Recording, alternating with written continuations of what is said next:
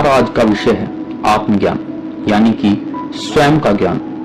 आप कैसे जाने कि आप कौन हैं, आप क्या हैं और आप क्यों हैं। वह कौन सी तपस्या है जो आपको अपने से ही मिला देती है, जिससे आप सामान्य जीवन को जीते हुए भी आत्मज्ञान को प्राप्त करते हैं। लेकिन यहाँ तो हालत बिल्कुल उल्टी है। ठीक ऐसी हालत है कि एक अंधा आदमी एक अंधेरी दीवारों वाले कमरे में किसी काली चीज को तलाश कर रहा है, जो कि वहां मौजूद है ही नहीं। न जाने कितने ही व्यक्तियों की आज ये हालत है। कोई सत्य की तलाश कर रहा है, कोई परमात्मा को पाने की कोशिश कर रहा है। ना तो सत्य का कुछ पता है और ना ही परमात्मा का। इतना भी नहीं पता कि क्यों पाना है। कौन सा तुम्हारा काम रुक गया है जो सत्य या परमात्मा की तलाश से पूरा होगा। मैंने हमेशा आपको समझाया है कि सहज रहें, बिना सहज रहे कुछ भी प्राप्त नहीं कर सकते। आपके प्रयास से ध्यान नहीं घटता, आपकी कोशिशों से कुछ भी होने वाला नहीं है। केवल जीवन की हर परिस्थिति को स्वीकार करने से सब कुछ मिल जाता है जो आप पाना चाहते हैं। वास्तव में आपकी चाहत ही रुकावट बनती है। जितना जितना आप स्वयं को सरल करने लगेंगे, आपके रास्ते उतने ही साफ होते चले जाएंगे। कोई आत्मज्ञान को पाना चाहता है, किसी को मोक्ष चाहिए, किसी को अपनी कुंडलिनी शक्ति को जगाना है, किसी को परमात्मा की प्यास है, तो कोई सत्य की खोज कर रहा है। आज हम इसी विषय को ठीक से समझेंगे, क्योंकि इन सब को जैसे आप देखते हैं, जैसे आप समझते हैं, ये बिल्कुल भी वैसे नहीं है। आपकी कल्पना में क्या हो रहा है, इससे कोई लेना देना नहीं। यथार्थ को समझे बिना आप आत्मज्ञान को प्राप्त नहीं कर सकते।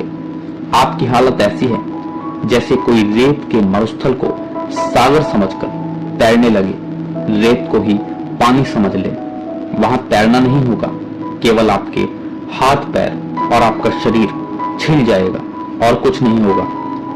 फिर जितना जितना ज्यादा प्रयास करेंगे उतना ही कष्ट होगा, उतनी ही जलन होगी, क्योंकि वहां पानी की शीतलता नहीं है, केवल रेत की खरोंचे हैं। जहां तक मैं देखता हूं, आध्यात्म और कुंडलिनी शक्ति के नाम पर, आत्मज्ञान के नाम पर आप जो कुछ भी कर रहे हैं, वह कभी आपको आनंद के सागर में लेकर नहीं जा सकता। आज के विषय को ठीक से समझकर आप अपने खुद से निर्मित किए हुए भ्रमों से बाहर आ सकते हैं। ध्यान का अर्थ कुछ पाना नहीं है। ध्यान का अर्थ है मिट जाना, अपने मन का मिट जाना। खुद के मिट जाने पर आप परमानंद को प्राप्त कर सकते हैं। परमानंद परिणाम है, प्रयास नहीं। इसकी कोई कोशिश नहीं हो सकती। मैंने कभी नहीं कहा कि आप आंख बंद करके मेरी बातों पर विश्वास करें। मैंने सिर्फ इतना कहा कि आप आंख खोलकर मेरी बातों पर विचार करें। केवल तभी आप इन तथ्यों को समझने के योग्य हो सकते हैं। चाहे कोई धर्म हो, चाहे कोई ग्रंथ हो या कोई मंत्र हो, फिर चाहे उनकी कितनी ही मान्यता क्यों ना हो, उसका कोई अर्थ नहीं। ध्यान केवल इतना रखना है कि क्या वह आपकी आंखें खोलते हैं या आपसे कहते हैं कि आंखें बंद करके इन पे विश्वास करो, आस्था रखो। क्योंकि इतने महान ग्रंथ में लिखा है, गलत कैसे हो सकता है। इन सब धारणाओं से बाहर आकर जागरण पर ध्यान देना है। केवल आपका जाग जाना ही आपको मुक्त कर सकता है। आपका अपना अनुभव ही आपको सत्य के दर्शन करा सकता है। सुने हुए और पढ़े हुए शब्दों से केवल इतना हो सकता है कि आपके भीतर सत्य की प्यास पैदा हो जाए, आपका जागरण की दिशा में कदम उठ जाए, आपकी नींद टूट जाए। देखना तो आपको ही पड़ेगा, अनुभव तो आपका ही बनेगा। दूसरे का अनुभव आपके किसी काम का नहीं। अभी एक मित्र हैं, उनका ईमेल मुझे मिला और ये ईमेल आप सबके लिए बहुत रोचक है और मैं समझता हूं कि ये सबके लिए जरूरी भी है। और न जाने इस प्रकार से कितने ही मित्र आज अंधेरों में भटक रहे हैं। ये मित्र लिखते हैं, सर मैं आत्मज्ञान को पाना चाहता हूं, लेकिन हजारों कोशिशों के बाद मैं कुछ नहीं कर पाया। और मुझे नहीं पता कि मैं कभी जान पाऊंगा या नहीं। मेरा मन कर रहा है कि मैं अब आत्महत्या कर लूं, क्योंकि मैं जिसके लिए जी रहा था वह मुझे प्राप्त नहीं हो पाया। मेरा आपसे अंतिम आग्रह है कि आप मुझे आत्मज्ञान तक पहुंचने का सिर्फ रास्ता बता दीजिए, ताकि एक जीवन बच जाए। नहीं तो मैं ऐसा भ्रम का जीवन जीना नहीं चाहता। कृपया मुझे रास्ता बता दीजिए ताकि मेरा जीवन बच जाए। आशा है कि आप इसका जवाब देंगे। हाँ, मैं जवाब जरूर दूंगा, क्योंकि सिर्फ ये एक मित्र की समस्या नहीं, बल्कि कई बार मेरे पास ऐसी समस्याएं आ चुकी हैं। अभी ये मित्र आत्मज्ञान को पाना चाहते हैं। कम से कम आत्मज्ञान के शाब्दिक अर्थ को ही समझ लिया होता। पहले इतना ही जान लो, आत्मज्ञान का अर्थ स्वयं को ही जान लेना है। एक साधारण सा जीवन जीने का जिसमें साहस नहीं। वह आत्मज्ञान की बात करता है। वह सत्य को पाना चाहता है कि मैं परमात्मा को भी ब्लैकमेल कर लूं कि मुझे मुक्ति दे दो, नहीं तो मैं आत्महत्या कर लूंगा। अब तो ये घबरा कर कहते हैं कि मर जाएंगे, और अगर मरकर भी चैन नहीं आया तो किधर जाएंगे। और फिर कहते हैं कि हजारों कोशिशों के बाद मैं कुछ नहीं कर पाया। अरे कम से कम एक आधी कोशिश तो बताई होती कि क्या कोशिश की। जरा ठीक से देखो, हजारों कोशिशों को बताना तो दूर की बात, तुम 2-4 कोशिशें भी बता नहीं पाओगे। तुम जैसा हारा हुआ व्यक्ति कोई कोशिश कर सकता है, इस बात पर ही हंसी आती है। लिखा है कि मेरा मन करता है कि मैं आत्महत्या कर लूं। भाई, जीवन तुम्हारा है, तुम इसके मालिक हो, जो मर्जी कर सकते हो। किसने रोका है? कोई तुम्हें क्यों रोकना चाहेगा? जरा गूगल करके देखना कि हर रोज 1,59,636 लोगों की मृत्यु होती है। इस संसार को क्या फर्क पड़ता है? कोई फर्क नहीं पड़ता। तुम्हारे होने से या ना होने से किसी को कोई फर्क नहीं पड़ता।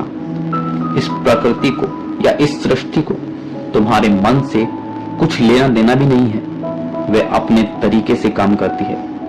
ना तो उस पर तुम्हारी कोई धमकी काम करती है, और ना ही तुम्हारी कोई चमचागिरी काम करती है, और ना ही तुम उसे किसी तरीके से ब्लैकमेल कर सकते हो।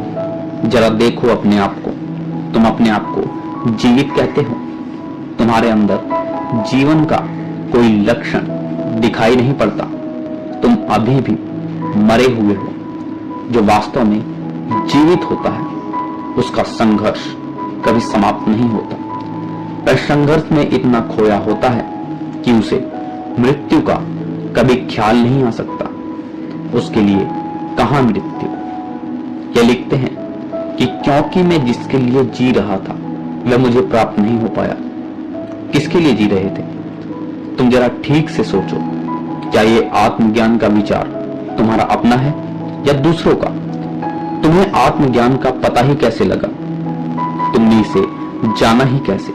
तुम कहते हो कि मैं जिसके लिए जी रहा था। इससे तो ऐसा प्रतीत होता है जैसे कि तुमने जन्म अपनी मर्जी से लिया हो। तुमने इसीलिए जन्म लिया हो कि तुम आत्मज्ञान को पाने के लिए आए हो। ना तो जन्म तुम्हारी मर्जी से हुआ है, और ना ही मृत्यु तुम्हारी मर्जी से होगी। बेकार ही अपने दिमाग को खराब मत करो। जब जन्म और मृत्यु दोनों ही तुम्हारे हाथ में नहीं है, तो फिर इन दोनों के बीच में जो जीवन है, जो जीवन की घटनाएं हैं, क्या वे तुम्हारे हाथ में है? कैसी मूर्ख जैसी बातें करते हो। कोई धैर्य तुम्हारे भीतर है या नहीं? तुम्हारी हालत बिल्कुल ऐसी है जैसे कीचड़ के पानी में जो मिट्टी होती है। उस मिट्टी को नीचे बैठाकर जल को साफ करना चाहते हो। जितनी तुम कोशिश करोगे उस मिट्टी को नीचे बैठाने की, वह पानी उतना ही गंदा होता जाएगा। तुम अपना सारा जीवन उस मिट्टी को नीचे बैठाने में लगा दोगे, फिर भी वह पानी साफ नहीं होगा। तुम शांत हो जाओ और अपने सारे प्रयास छोड़ दो। कुछ ही देर में मिट्टी अपने आप नीचे बैठ जाएगी। पानी फिर से साफ हो जाएगा। तुम्हारे सारे प्रयास उल्टा परिणाम लाएंगे। तुम हजारों कोशिशें कर चुके हो, तुम्हारी सारी कोशिशें ऐसी ही रही होंगी। यही पागलपन की कोशिशें हैं। तुम्हारी दृष्टि ही मृत्यु पर है। जीवन को देखने और जानने की तुमने कोशिश ही नहीं की। ऐसा मत समझो कि तुम हार गए, बल्कि प्रयास करते करते हार गए। जरा ठीक से देखो तो पता चलेगा कि तुम शुरू से ही हारे हुए हो। पहले दिन से ही तुम्हें पता था कि तुम नहीं जीतने वाले। जीवन को देखना सीखो। मृत्यु के लिए कुछ करना नहीं पड़ता। मृत्यु को जब आना होगा तो अपने से ही आ जाएगी। जब वह आएगी तो तुम उसे रोक नहीं सकते। तुम अपना काम करो और मृत्यु को अपना काम करने दो। स्वामी विवेकानंद एक बार समुद्री जहाज पर यात्रा कर रहे थे। वहां वह 90 वर्ष के बूढ़े व्यक्ति को चीनी भाषा सीखते हुए देखते। जब वे उन्हें देखते तो सोच में पड़ जाते, क्योंकि चीनी भाषा का सामान्य से ज्ञान लेने के लिए भी कम से कम 5 वर्ष का समय लगता है। 90 वर्ष का बूढ़ा आदमी क्या वह 5 वर्ष और जी सकता है? और जितनी मेहनत और लगन से वह हर रोज सीखता, उसे देखकर लगता कि वह चीनी भाषा का प्रकांड पंडित बनना चाहता है। वैसा बनने के लिए तो 15 वर्ष भी कम पड़ेंगे। हर रोज ये सोचते, पहले तो यही नहीं दिखाई पड़ता कि कितना समय वह जी सकता है। अगर किसी प्रकार जी भी गया तो वह सीखी हुई भाषा को इस्तेमाल कब करेगा? ये कैसी मूर्खता है। भला यह भी कोई उम्र है सीखने की? एक दिन उन्होंने उस बूढ़े से पूछ ही लिया, अगर आपने सीख भी लिया तो इस्तेमाल कब करोगे? आप 90 वर्ष के हो चुके हो। क्या लगता है कि आप और कितना जियोगे? बूढ़े ने हैरान होकर स्वामी विवेकानंद की ओर देखा और पूछा, तुम्हारी उम्र कितनी है? विवेकानंद उस समय केवल 28 वर्ष के थे। उन्होंने कहा, 28 वर्ष। बूढ़ा और ज्यादा हैरान हो गया। बूढ़े का उत्तर चौंकाने वाला था। कितनी अजीब बात है कि मुझे 90 वर्ष की आयु में भी कभी मृत्यु का ख्याल नहीं आया, और तुम 28 वर्ष में ही मृत्यु के बारे में सोच रहे हो। मुझे तो लगता है कि मैं अभी बच्चा हूं, क्योंकि मैं अभी सीख रहा हूं। इससे ज्यादा मैं कुछ नहीं सोचता।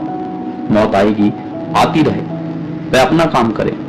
इससे मुझे क्या, मैं अपना काम कर रहा हूं। फिर कौन कह सकता है कि कितना जिएंगे? जिस दिन हम पैदा होते हैं, मौत तो उस दिन से ही हमारे सामने खड़ी होती है। पैदा होते हुए बच्चे भी मर जाते हैं। मेरा 90 वर्ष का अनुभव तो यही कहता है कि मैं अभी तक जीवित हूं। मृत्यु हर रोज सामने है। मैं हर रोज मृत्यु से जीत जाता हूं। हैरानी इस बात की नहीं कि हम मर क्यों जाते हैं। हैरानी इस बात की है कि हम हर रोज जीवित कैसे बच जाते हैं। हर रोज लाखों तरीके हैं मौत के आने के। मौत कभी भी आ सकती है, कहीं भी आ सकती है। स्वामी विवेकानंद की मृत्यु भी 39 वर्ष की आयु में हो गई थी। जीवन को आप किस प्रकार देखते हैं, यह आपकी समझ है। ये मित्र लिखते हैं कि आपसे मेरा अंतिम आग्रह है कि मुझे आत्मज्ञान तक पहुंचाने का सिर्फ रास्ता बता दीजिए। रास्ता बता दीजिए, और मैं यहां पर क्या कर रहा हूं। और रही आपकी बात, तो आपके सामने परमात्मा भी आ जाए तो आपका कुछ नहीं हो सकता। तो तुम्हारे सामने है, तुम तो उसे भी देखने में सक्षम नहीं हो। फिर जिस आत्मज्ञान की तुम बात कर रहे हो, कभी सोचा है कि वह क्या है? शायद तुम्हारे जैसे पागल ने ही तुम्हारे दिमाग में यह बात डाल दी। तुमने सीधा आत्मज्ञान शब्द को पकड़ लिया। कभी सोचा है कि अगर आत्मज्ञान हो भी गया तो उसके बाद क्या करोगे? उसके बाद क्या होगा? तुम्हें उसका कुछ नहीं पता। तुमने तो कभी सोचा भी नहीं होगा इस बारे में। आत्मज्ञान एक शब्द, बस बात खत्म। फिर उसका क्या करना है कुछ पता नहीं। इसलिए मैंने कहा कि तुम ही वह अंधे व्यक्ति हो जो काले और गुप्त अंधेरे कमरे में उस काली वस्तु को तलाश कर रहा है जो कि वहां है ही नहीं। तुम सत्य को पाना चाहते हो, पहले जीवन के सत्य को तो देख लो। मेरे जीवन के संघर्ष के साथ दो चार होकर तो दिखाओ। नाजुक कलाई, छोटा हाथ, और नाजुक दिल। मैं हंसता हूं उनके हाथ में तलवार देखकर। तुम अभी साधारण जीवन जीने के काबिल भी नहीं हुए और चले हो सत्य को खोजने। तुम कहते हो कि मुझे रास्ता बता दो ताकि जीवन को बचाया जा सके। तुम जीवन की बात करते हो, तुम्हारे पास जीवन है ही कहां और इसको बचाकर करोगे भी क्या? पहले जीवन को जीवन बनाना तो सीख लो। जिसे अभी तुम जीवन कहते हो वो डेड बॉडी से ज्यादा और कुछ नहीं, वो पहले से ही मरा हुआ है, अब और नहीं मर सकता। देखो अपने आप को, कितने कायर हो तुम। हजारों कोशिशें कर चुके हो, हजारों कोशिशें। देखो ध्यान से अपनी तरफ। हजारों कोशिशें तो दूर की बात, तुम एक तिनका भी हिलाने के योग्य नहीं हो। व्यर्थ ही अपने मन को भ्रम में मत डालो। तुम्हारी भाषा ही इस बात का प्रमाण है कि तुम में तो एक साधारण सा साहस भी नहीं है। सत्य को पाने के लिए, आत्मज्ञान को पाने के लिए तो साहस की जरूरत होती है, वहां कहां जीवन को बचाने की बात। समझ नहीं आता कि तुम मरना चाहते हो या फिर जीना चाहते हो। एक तरफ कहते हो कि मरने को मन करता है और दूसरी तरफ कहते हो कि एक जीवन को बचाया जा सके। तुम पहले ठीक से देखो कि तुम चाहते क्या हो। कोई एक निर्णय तो हो तुम्हारा। करीब करीब ऐसी ही हालत सबकी है जो बिना किसी भी दिशा को समझे सभी दिशा की ओर भागते हैं। आपका जीवन संघर्ष से भरा है। जीवन सीधा नहीं है, हर जगह भटकन है। जीवन है जैसे कि आप किसी अंधेरी गुफा में फंस जाओ, तुम्हें उससे बाहर निकलने का रास्ता ढूंढना है। जरा कल्पना करो कि आप कभी ऐसी परिस्थिति में घिर जाएं जहां आपको कोई रास्ता दिखाई ना दे, तो आप क्या करेंगे? आप उस समय दो काम कर सकते हैं, एक बहुत आसान है और दूसरा बहुत कठिन। या तो आप किसी स्थान पर बैठ जाएं और रोने लगे, आत्महत्या के बारे में सोचने लगे। इसके लिए आपको किसी प्रयास की जरूरत नहीं। मूर्ख से मूर्ख व्यक्ति भी ऐसा कर लेगा, इसमें क्या संघर्ष। लेकिन तुम चाहे जीवन भर रोते रहो, कुछ नहीं होने वाला। इतना निश्चित है कि रास्ता स्वयं चलकर तुम्हारे पास नहीं आने वाला। तुम रोते रहो और अपने जीवन को समाप्त कर लो। दूसरा तरीका है कि पूरे जोश से, पूरी शक्ति से रास्ते की तलाश करो। कुछ अंधेरी गुफा है, लेकिन यही इस बात की खबर है कि कहीं ना कहीं तो रास्ता होगा। जब आप अपनी पूरी शक्ति लगाते हो, तुम खोजते हो, संघर्ष करते हो, तुम्हें रोने का ख्याल भी नहीं आ सकता। तुम्हारे पास कहां समय है रोने का, कहां समय है आत्महत्या की बात सोचो। तुम्हारी खोज की शक्ति तुम्हारे भीतर की ऊर्जा की खबर देता है। डूबने के लिए किसी कला की जरूरत नहीं। जो कुछ नहीं जानता वो भी पानी में डूब जाएगा, लेकिन तैरने के लिए साहस चाहिए। मैं बार बार कहता हूं, जिसे आप ध्यान समझते हैं वो ध्यान की परछाई भी नहीं है। इसीलिए कहता हूं क्योंकि आपके ध्यान से आप कुछ पाना चाहते हैं, आपका लक्ष्य ही गलत है। इसलिए तो आप कुंडलिनी शक्ति की बात करते हैं। आप सोचते हैं कि कुंडलिनी शक्ति को कैसे जगाया जाए। कोई भी शक्ति, कैसी भी शक्ति क्या काम आती है? शक्ति केवल आपकी वासनाओं को ही तो पूरा करेगी। कितनी शक्ति की आप अपेक्षा करते हैं? कितनी शक्ति चाहिए? फिर आप उस शक्ति का क्या करेंगे? कभी सोचा है किसी भी शक्ति से सिर्फ अहंकार पैदा होता है जो अंत में आपको ही जला देता है। धन, दौलत, पद, इसके अहंकार बहुत छोटे हैं, लेकिन आध्यात्मिक होने का अहंकार बहुत ही खतरनाक है। ये सबसे बड़ा है। धन का अहंकार, अगर कभी धन न रहे तो बच नहीं सकता। पद का अहंकार, अगर कभी पद न रहे तो टूट जाएगा। लेकिन आध्यात्मिक शक्ति का अहंकार, कुंडलिनी शक्ति जागृत होने का अहंकार, यह कभी नहीं टूटने वाला। यह तो तुम्हें जला देगा। ध्यान का अर्थ है खुद को मिटा देना, स्वयं को जान जाना कि आप वास्तव में हैं ही नहीं। आपका होना केवल आपका भ्रम है।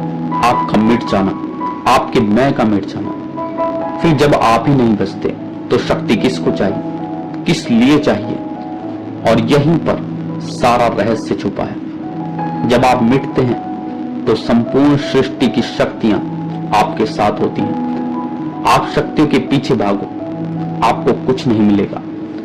आप अपनी दौड़ को छोड़ो, समर्पण कर दो, आप निर्दोष हो जाओ, आप अपनी वासनाओं से मुक्त हो जाओ। जब आपकी कोई चाहत नहीं तो आपको सब कुछ मिल जाता है। जैसे आप समझते हो कि यह मकान मेरा है, ये जमीन मेरी है, ये धन दौलत पद प्रतिष्ठा सब मेरे हैं। ये आपका भ्रम नहीं तो और क्या है। मृत्यु आएगी और सब छिन जाएगा। आप अपने शरीर के एक बाल को, एक छोटे से छोटे अंग को साथ नहीं ले जा सकते। आपका शरीर भी यही छूट जाएगा। इसी का नाम आध्यात्म है। जब आप यह देखना सीख जाते हैं, जब यह आपका अनुभव बन जाता है कि हाँ, कुछ भी आपका नहीं है, आप केवल भौतिक वस्तुओं का उपयोग कर सकते हैं, केवल तब तक जब तक आपका जीवन है। फिर इसके साथ ही दूसरी घटना घटती है। जब आप यह जान जाते हैं कि यहां आपका कुछ भी नहीं है, उसी क्षण आप यह भी जान जाते हैं कि यहां इस सृष्टि में जो भी है, जो भी मौजूद है, सब कुछ आपका ही है। छोटे छोटे जमीन के टुकड़ों का आप क्या करेंगे? यह पूरा ब्रह्मांड ही आपका है।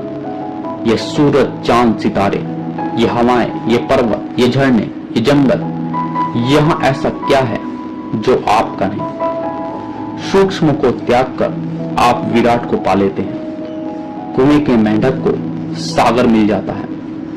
आपको दोनों अनुभव एक साथ होते हैं। एक तरफ सारी सृष्टि आपकी है तो दूसरी तरफ आपके शरीर का बाल भी आपका नहीं। फिर आप कौन हैं? इसकी खोज शुरू होती है।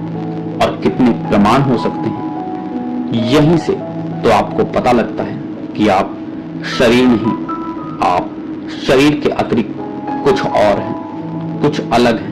आप अलग हैं, शरीर अलग है।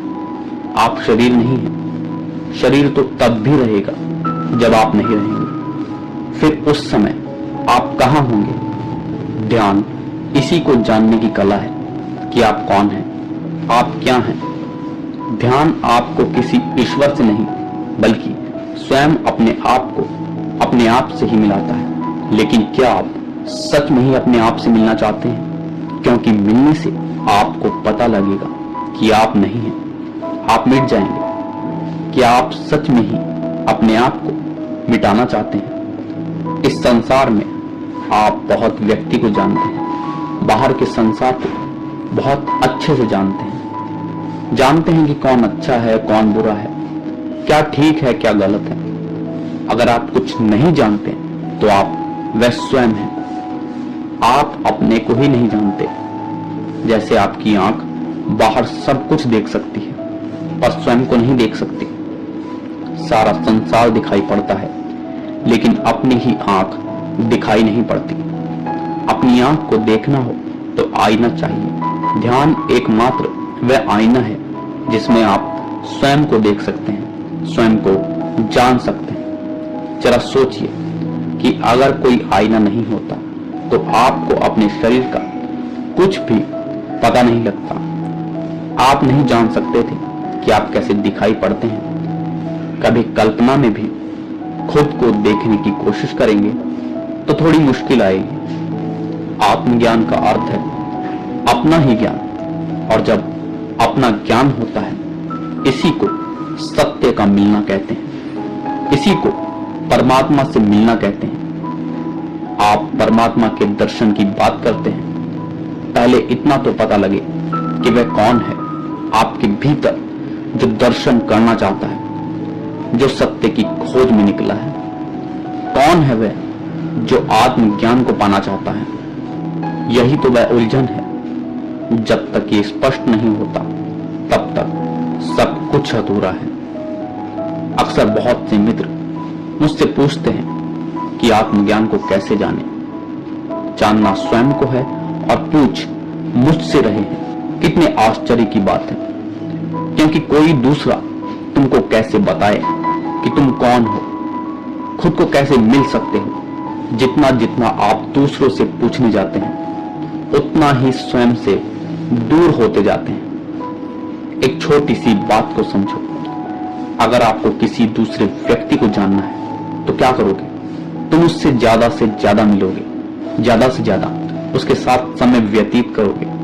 जितना ज्यादा उस व्यक्ति के पास रहोगे, उतना ही ज्यादा उसके बारे में जान पाओगे। अब यह क्या मुश्किल बात है कि स्वयं को कैसे जाने? क्या इसमें कोई रॉकेट साइंस है?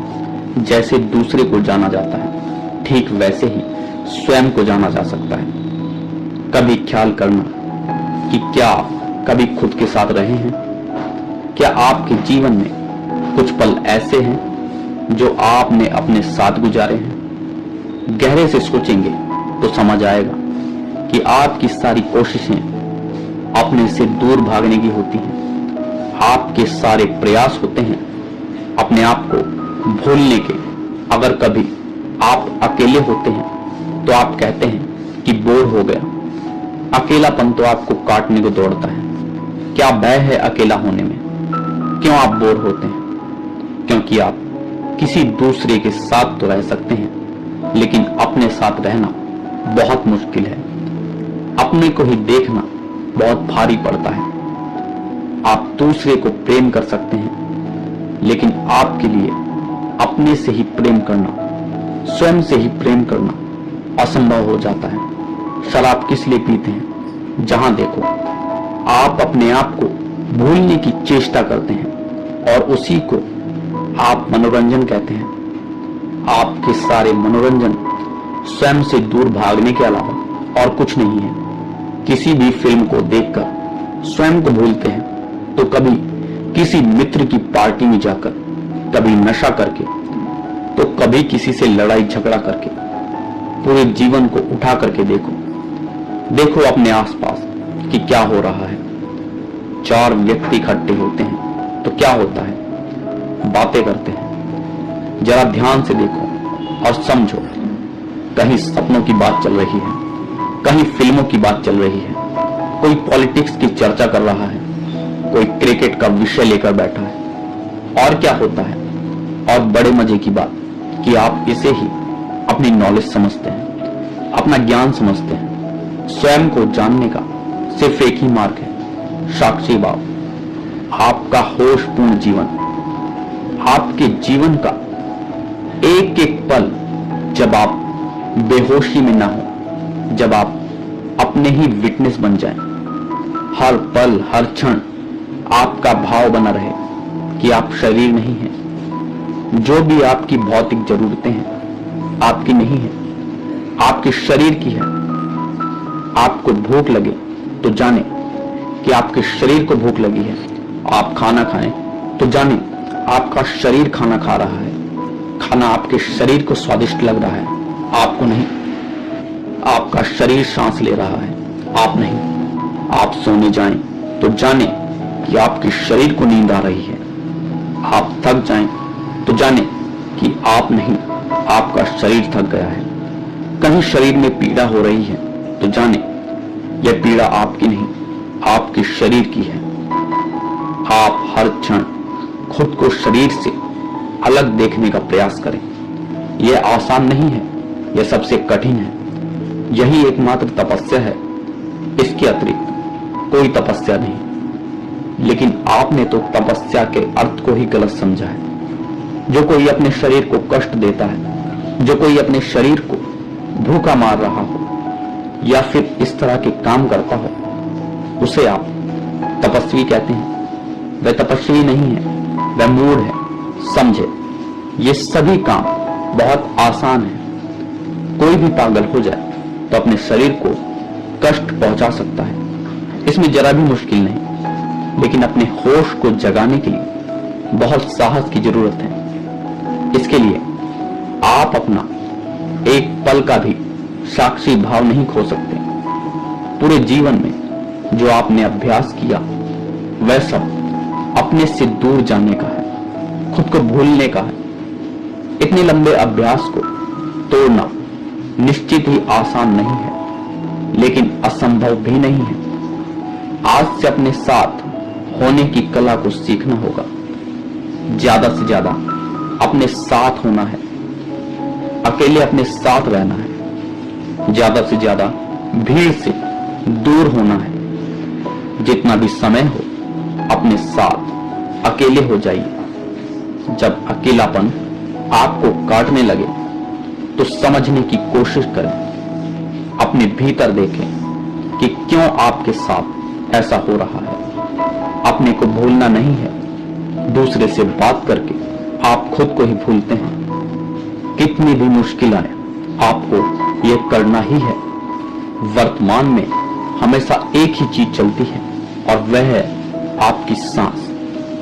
आप अपनी सांसों को सहारा बना लीजिए और जानिए कि कब सांस अंदर जा रही है और कब बाहर आ रही है। इसको पूरे साक्षी भाव से देखें। वहां तक जाएं जहां आपका मन समाप्त हो जाए, जहां आपके विचार शून्य हो जाए, जहां आप मिट जाएं, जहां आप पूरी प्रकृति के साथ एक हो जाएं, जहां कोई द्वैत ना बचे, जहां आप और परमात्मा दो नहीं हो, जहां सब कुछ रुक जाए, जहां सब कुछ एक हो जाए, सब कुछ ठहर जाए। इसी के साथ मैं आपसे विदा लेता हूं। मिलते हैं फिर एक नई वीडियो में। अगर वीडियो अच्छी लगी तो वीडियो को लाइक, शेयर एंड चैनल को सब्सक्राइब जरूर करें, ताकि हम आपके लिए ऐसी ही वीडियो लाते रहें। धन्यवाद।